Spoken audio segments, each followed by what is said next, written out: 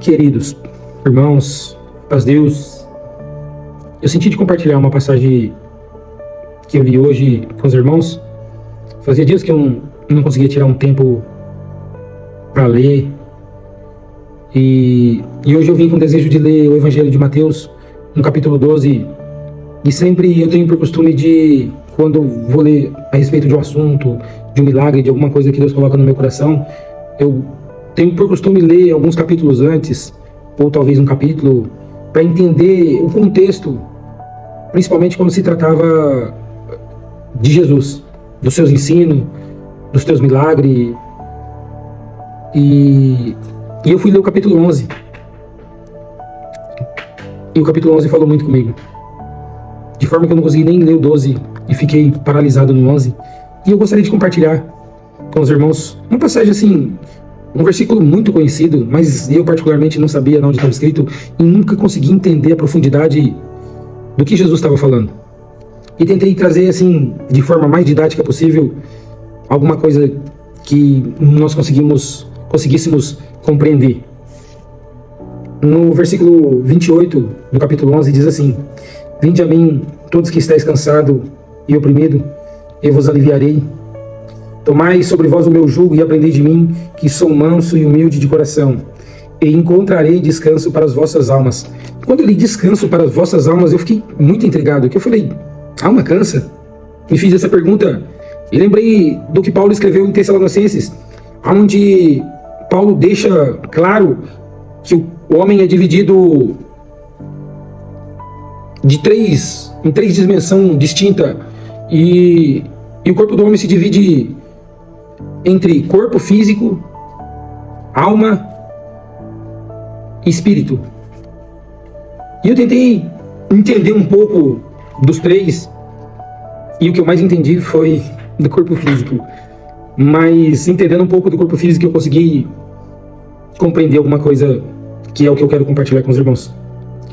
O nosso corpo físico, que é esse que nós vemos, sentimos, ele, durante o dia a dia, um dia de trabalho cansativo, desgastante, o nosso corpo gasta muita energia, oxigênio, nutriente, libera hormônios como adrenalina, cortisol, os nossos batimentos aumentam, a temperatura do nosso corpo aumenta, de forma que durante o nosso dia, o nosso trabalho, nós se desgastamos de tal forma que quando chega a hora de nós chegar em casa, tomar um banho e descansar, o estresse, a tensão do dia, o corpo pede uma restauração, um descanso.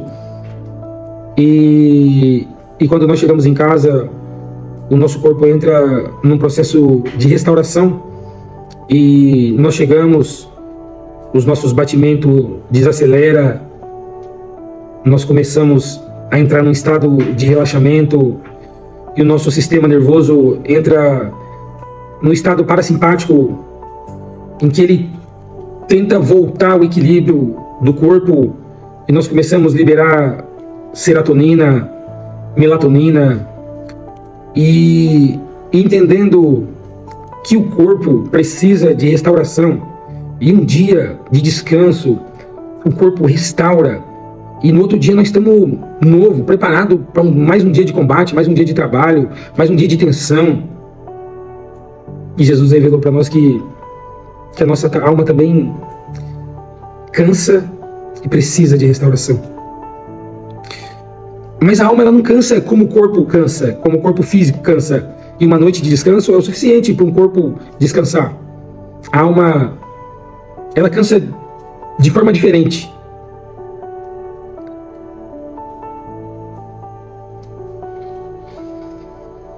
A alma, ela se sobrecarrega de muita culpa, de falta de perdão, de mágoa, de ressentimento. E muitas das vezes a alma, ela quer tomar o lugar de Deus, e ela quer resolver problemas que só Deus pode resolver. Nós conseguimos resolver problemas, alguns biológicos do corpo, no descanso físico, mas tem assuntos de alma que é só Deus para resolver. E quando a alma está cansada, sobrecarregada, de tanta coisa, de tanto peso, e ela precisa ser restaurada. Nós vamos lá no Salmo 23. E Davi diz assim: restaura minha alma, guia-me mansamente pela vereda da justiça, por amor do seu nome. O que nós entendemos, irmãos? A alma é a parte onde fica guardado as nossas vontades, os nossos desejos, os nossos pensamentos. E o espírito é aquela parte que conecta o homem com Deus. Isso nós foi lá em João capítulo 4, onde Jesus fala com aquela mulher em Samaria, e ele ensina para ela, ensina para nós também, e diz que Deus é espírito, e busca adoradores que o adorem em espírito e em verdade. Fica claro essa divisão de corpo, alma e espírito. Mas aonde que eu quero chegar?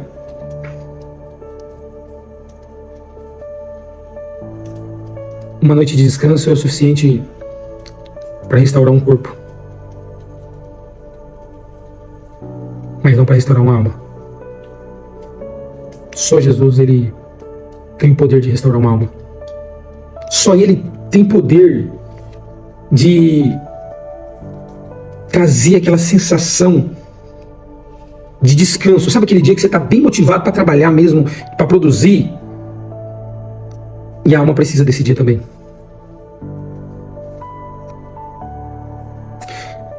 Davi escrevia assim: porque minha alma está batida, porque se perturba em mim. Só que eu acho Davi, particularmente, eu vejo Davi, ele encontrou resposta para muitas perguntas. E Davi, ele tinha o costume de ler o problema que ele... Tem um mosquito incomodando aqui. Ler o problema que ele tinha, a dificuldade que ele estava passando no momento, e ele mesmo pregava para ele, como dizendo: por que está abatida minha alma? Conversando com a alma dele. Por que se perturba dentro de mim? Espera em Deus, pois ainda te louvarei.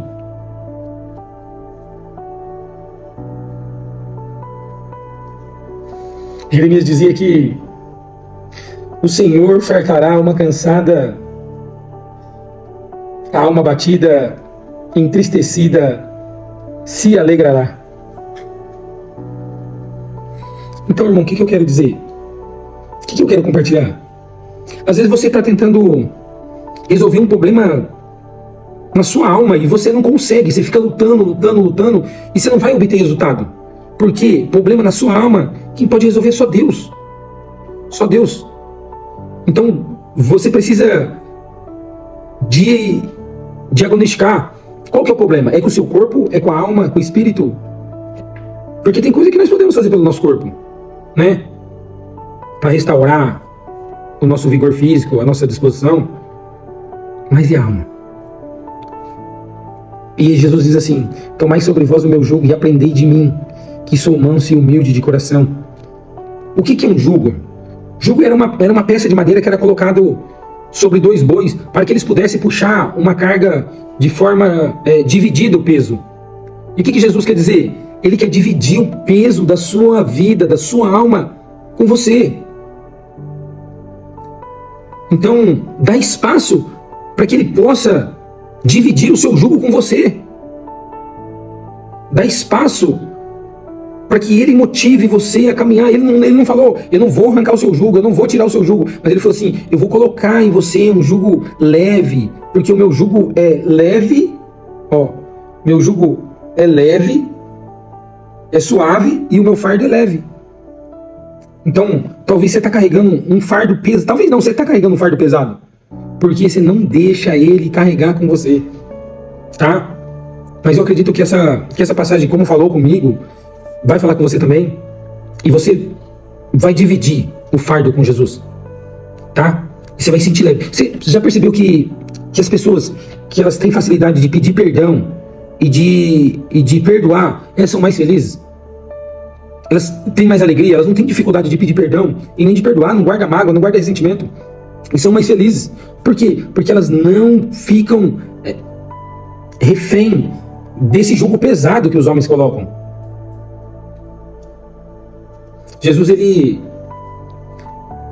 a lei, ela veio para aproximar o homem de Deus, mas infelizmente os judeus, os escribas, os fariseus, eles pegaram a lei e alteraram segundo o entendimento deles e colocaram sobre os homens naquela época um fardo muito pesado, uma lei muito rigorosa, de forma que nem eles conseguiam cumprir, mas eram hipócritas, eles não cumpriam e queriam que o povo cumprisse uma lei que nem mesmo eles cumpriam. Por isso que o Senhor Jesus chamou eles de sepulcros caiados, cambada de raposa, filhos do diabo e tantas outras coisas, porque eles querendo colocar um peso que nem eles e nenhum homem tinha condição de carregar. Mas Jesus veio para tirar o peso do jugo e aliviar o seu fardo, tá? Convida ele para carregar o seu fardo. Você vai ter dias melhores, vai dormir melhor, entendeu? Você vai descansar o corpo, mas vai descansar a alma também. Vai se sentir mais feliz, vai se sentir liberto. Jesus, ele tem esse poder de libertar o homem. Libertou Paulo, olha o jugo que Paulo carregava. Ele libertou, marcou um encontro com Paulo e falou: Paulo, você não tá entendendo nada. Você não tá entendendo nada. Espera aí que eu vou fechar os teus olhos e com 3 dias eu vou te fazer enxergar o que é minha graça. Paulo enxergou. E Paulo desfrutou da graça e compartilhou com nós. Deus te abençoe.